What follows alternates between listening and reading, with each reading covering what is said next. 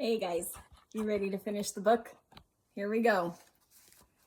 Did you take a break or did you just jump right into this one? All right. Almost done with book 4. Chapter 28, The New Nights. Feeling the vibrations of the road, Kendra tried to rest her eyes. Occasionally, she would peek out the window at the leafless trees blurring by, or across the SUV at her brother. They would soon be back at Fablehaven. Tanu had hinted that Grandpa had a secret he wanted to share. It had not sounded like happy news. She and Seth had pressed him for info, but the Samoan had remained tight-lipped, insisting that her grandfather wanted to relay the information in person. Tanu sat up front at the wheel. Elise sat beside him on the passenger side. She had met up with them at the airport for added security. Their departure from Warm Roost had gone smoothly. The Griffin had appeared on schedule, and Kendra had bid farewell to Raxtus, and the others had been waiting for her after a swift flight to the gate. Mara had broken a few ribs, but Trask, Tanu, and Seth had survived relatively unscathed.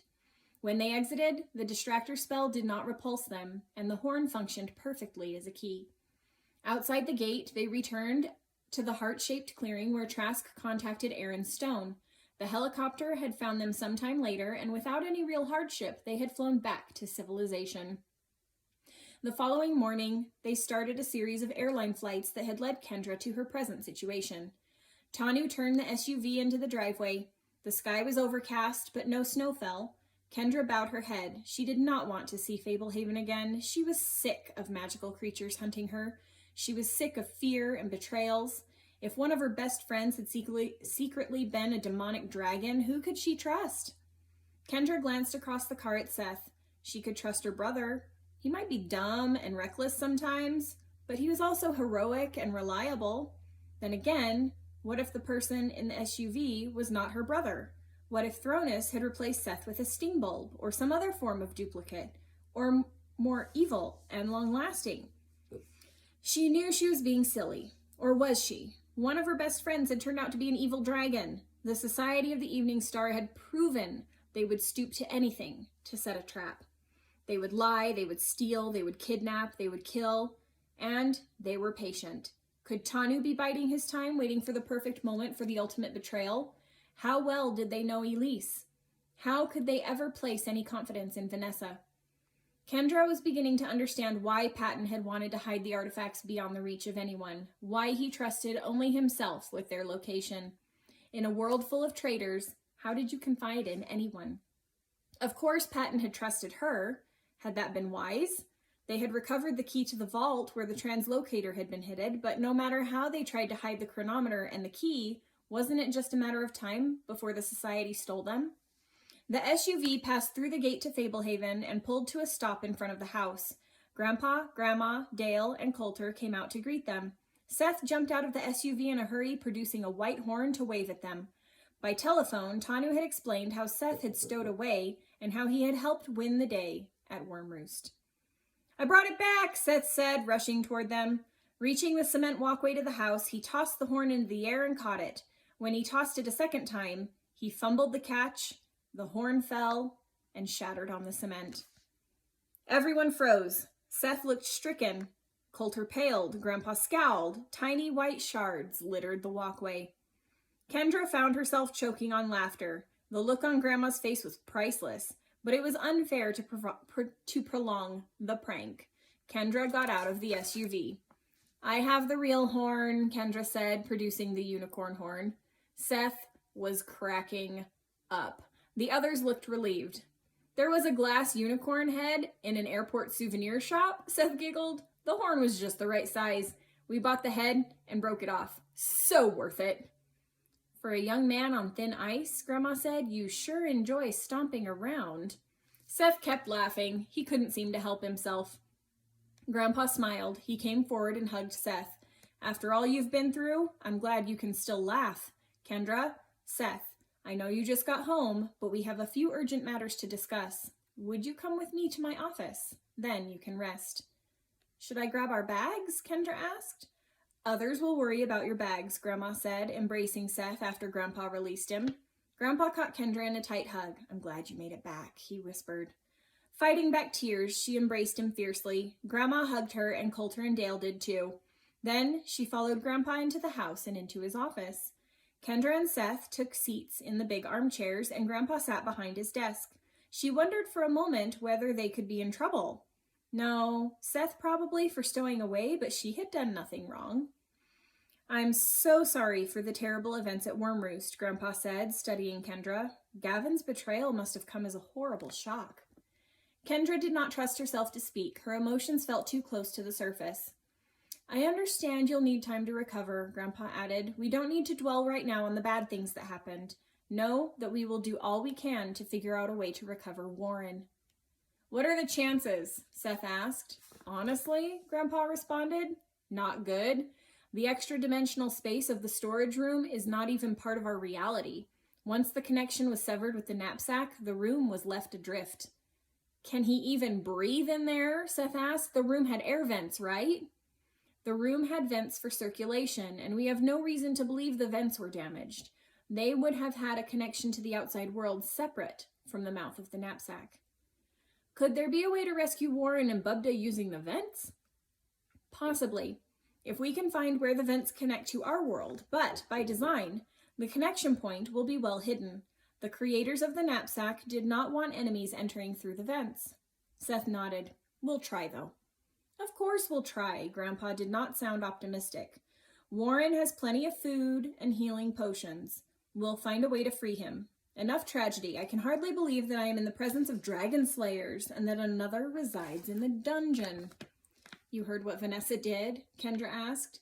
"Tanu filled me in on the phone," Grandpa said. "She was under strict orders not to inhabit any of you, but under the circumstances, it is hard to view her as anything less than a hero. Not that I'm ready to trust her. She could have known she was also helping Navarog." "How can we ever trust anyone?" Kendra muttered. "We experienced yet another painful betrayal at Worm Roost," Grandpa acknowledged. "Admittedly, none of us saw it coming, but that does not mean we lack true allies. We can trust each other. We can trust Ruth, and it would be hard to doubt Tanu, Mara, Trask, Coulter, or Dale." "What about sting bulbs?" Kendra asked. "Or what if more of our best allies are just really patient enemies?" Grandpa studied Kendra thoughtfully. "We must always be on guard, I suppose. But we can't stop trusting each other, or our enemies win. We are still in the midst of a crisis. None of us can handle it alone." "Am I busted?" Seth asked. "A fair question," Grandpa replied, shifting his attention. "What do you think?" "I'm probably busted, but I shouldn't be. You should have sent me along in the first place. I'm as good as any of the other knights, better than some, and my new abilities make me really useful." Grandpa folded his hands on the desk. "Would you like to join the knights?" "Is that a trick question?" "No," Grandpa said seriously. "Of course," said Seth. "It is hard to argue with your accomplishments," Grandpa said. "I don't think your judgment has fully matured, but these desperate times require courage like yours, Seth. Rise." Seth stood up. "Raise your right hand," Grandpa said. Seth complied. "Repeat after me. I pledge to keep the secrets of the Knights of the Dawn and to aid my fellow knights in their worthy goals." Seth repeated the words. "Congratulations," Grandpa said. "You're allowed to make me a knight?" Seth inquired hopefully. "I have been asked to come out of retirement," Grandpa said. "Considering the threats we're facing, I consented. I am the new captain of the knights." "And now I'm a knight," Seth said, glancing over at Kendra, hardly able to contain his excitement. "You have made questionable decisions in the past days," Grandpa said, "but they were not foolish decisions. You took risks because the stakes were high, and when challenged, you provided adequate reasons. You were right that when the fate of the world hangs in the balance, perhaps it is better to be active than passive. In some ways, the knights as a whole have grown too conservative. To avert the coming crisis, I am afraid we may have to take some risks and go on the offensive." "Did they tell you Arlen Santos is a traitor?" Kendra asked. "Trask called it in," Grandpa said. "We moved to apprehend him, but he had already fled." "What is the next step?" Kendra asked. "We have the chronometer, and the key from Worm Roost. Grandpa said, keeping the key safe will prevent our enemies from obtaining the translocator. The question is whether we can protect the key while the Sphinx wields the Oculus. Part of our strategy must be to keep the key in motion, never at the same spot for too long. We'll need to get decoys in motion as well. The translocator could serve as a powerful tool in our offensive efforts. Perhaps we should put together a mission to retrieve the artifacts from Obsidian Waste.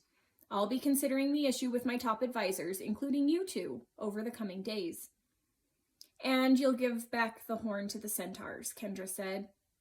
We'll do that today, Grandpa said. Our story will be that we managed to recover the horn from the society. When Gavin apprehended you, it was in their power for a short while, so it won't even be a complete falsehood.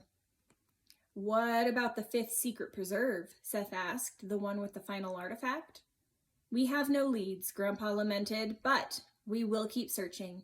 And Coulter will keep trying to figure out the chronometer. There will be much need for urgent planning in the days and weeks to come. Meanwhile, what happens to us? Kendra wondered. Grandpa shifted uncomfortably in his seat, averting his eyes. The world thinks you are dead, Kendra. It might be simplest to let them persist in that belief until the crisis is over. So, I'll go home alone? Seth asked. Grandpa looked him in the eye. No, the two of you will have to remain here. Normally, those without knowledge of magical creatures are kept out of events pertaining to the magical community, but the society has crossed another unthinkable boundary.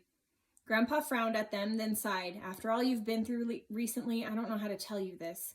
I hesitated to share the news, but after giving the matter a lot of thought, your grandmother and I decided it would be both unfair and impossible to conceal the truth for long. Kendra felt fear awaken inside, a cold hand squeezing her throat. His tone and manner suggested that something tragic had transpired. She had an uneasy suspicion regarding what boundary Grandpa meant. Grandpa hesitated, reluctant eyes flicking from Kendra to Seth and back again. The society has abducted your parents. Done. Finished book 4. I know this last video was super short. I wasn't sure how long it would take for that last chapter.